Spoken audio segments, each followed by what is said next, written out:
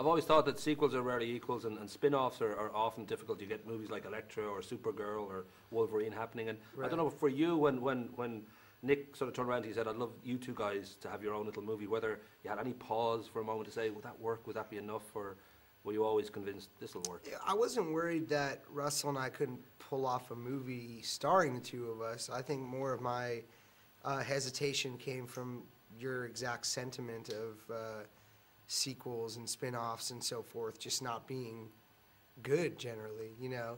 I actually like Back to the Future 2 a lot, and Austin Powers 2, and obviously The Godfather 2 I like better than the first Godfather, you know. So, you know, there are cases of where sequels and things can be good, but, you know, I just really wanted to work with Nick and Russell again, and I thought the fact that I'm playing a different character sort of helps with that, and I thought if Russell's going to play a rock star, he might as well play the same one. It'd be kind of foolish to invent a totally different rock star. So to me, the script was good enough, and the idea and the movie seemed good enough to, you know, go forward with. I think we in great sequels, I think Schindler's List 2, Electric Boogaloo, that was pretty good as well. I thought, Yeah, I think that's actually a Zach Galifianakis joke. That's right, is it? Yeah. Ah, okay. I You must should give him have credit. You can't steal that. Yeah. I thought I heard it somewhere. I wasn't sure. In reference with this movie, my favorite year, one of my favorite movies, is kind of part of this sort of thinking here. And I guess when you go into the rock world, there's so many, like Almost Famous and beyond. I don't know for you, whether there was any need to even step into looking at other movies and getting a feel for Definitely. I think my favorite year, Midnight Run and Almost Famous, were the three main movies I watched in preparation for this movie. Funny you should mention two of them. Two of those, yeah. I think they're, you know, we definitely thought, what if you made a kind of dirty Almost Famous, or like an R-rated comedy version of Almost Famous, and that seemed enticing to us. And then I thought the relationship in my favorite year, Midnight Run, seemed similar to the themes we were going for.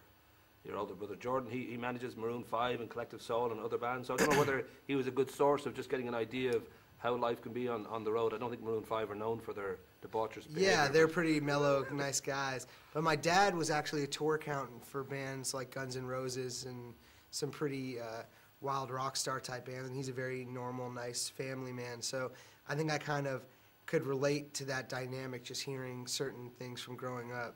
Of course, rock stars are known for their parking Rolls Royces and swimming pools and throwing televisions out windows, but movie stars have their moments too, and I don't know whether you've ever hit a moment, especially in that first wave of huge success with, you know, Superbad obviously was a great breakthrough, and you've had a lot of work since then, but have you ever had a moment where you've sort of said, forgive me, mother, for what I'm about to do? Or, you know, I don't know if you've got those dark moments of night thinking, I shouldn't really be here, I shouldn't be doing this. No, I mean, you know, I'm lucky to have a great family and great friends and great girlfriend, you know, before this stuff, and you know, to me it's just about making good movies and appreciating the fact that making movies is a privilege and not a right for anybody. So I just try and make good movies, and when I'm an old grandpa, I look back on those movies and say, I did good work and they're good movies. And I think the only diva moment I've ever had was just now when I wanted the fan on during the interview. Just because it's really hot in here, I thought it'd be nice to have a fan on. That small child's arm is getting really sore. I don't know if you... Yeah.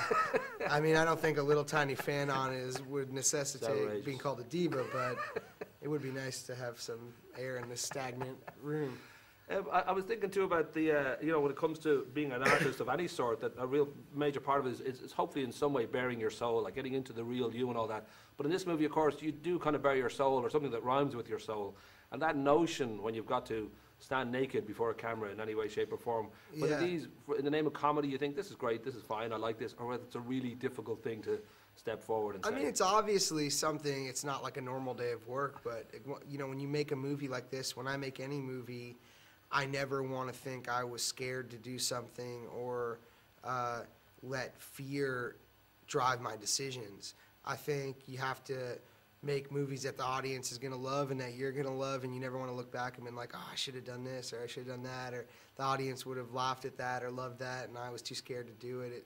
You know, if people are going to pay their hard-earned money to go see a movie that I'm in, my goal is to make them enjoy it. So maybe showing my ass isn't the best way to get them to enjoy it, but hopefully it makes them laugh. Yeah, I don't know. It works for a lot of people. Yeah. Pamela Anderson, a lot of people have benefited greatly from such moves. So, The idea too in this movie, in a way, with Russell Brand's character, is just that loneliness of the long distance star, that sort of remove you get from family, the remove you get from real love and a sense of belonging.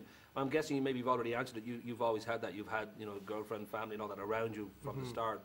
So I'm guessing you've never had that long distance loneliness feeling about what you're doing, about in the middle of nowhere. And sometimes if you're making a film far away from home and you're away in a strange city and you don't know anybody, that could be, I guess, the closest semblance I've ever felt. And I think a lot of the reason rock stars have this crazy lifestyle is because they're always on the road.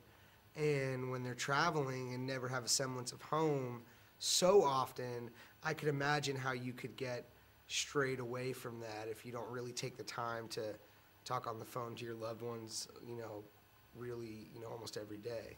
I gotta go very, very quickly. Is it true you've written a cameo for Johnny Depp if you're doing 21 Jump Street? You're executive producer now, you're writing, you've got your own movies coming around. Yeah. But that one's particularly surprising because here's a movie that Johnny Depp jumped out of, or a TV show from the early 80s, action comedy, set in a high school.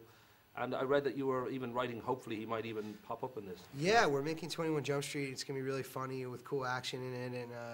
And we wrote a cameo for Johnny, and hopefully he does it. He's expressed interest in the media and stuff like that, so we're hoping he does it. It'd be incredible. I'll be talking to him later. I'll mention it to him. Yeah, sure. pass it along to him. Rock and roll. Thanks, Nice to man. talk to Yeah, you too. And Cheers. so, is this a shorter stay then? That's nice that you had